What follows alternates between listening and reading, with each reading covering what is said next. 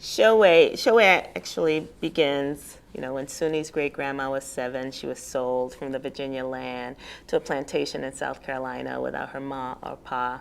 But what's a Muslim, her ma had given her and 2 needles she got from the big house and thread dyed bright red with berries from the chokecherry tree. And I knew about chokecherry trees. I knew about my grandmother Suni. I knew about her grandmother, although I didn't know her name.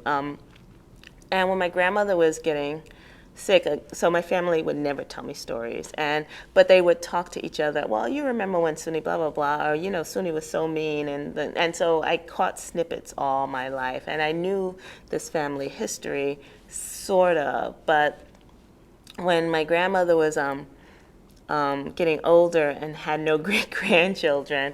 And I had been saying I was going to have a baby forever, and I hadn't yet. And so then she was getting older. She's like, well, I guess I won't get any great grandbabies. So, you know, if you ever do have one, make sure you tell about Suni and and those blankets we made, and make sure Aunt Lucinda gives you one of the quilts that we and I had none of this information, and so I told her that one day when I had a baby, I would like to give it one of the names of our family. So can you just tell me everybody's name? She had 12 brothers and sisters, and she started telling me the names, which were like Verdi and Viola, and I'm thinking my child is not going to be named any of these names, and then she started telling me more and more stories, and then she died 4 months before I got pregnant with Toshi, and so when I had Toshi, I knew I wanted to tell the story of the maternal line of the family, and so I started writing Shoei, and then I ended up going back to South Carolina to talk to my aunt who died soon after, and to talk to my cousins,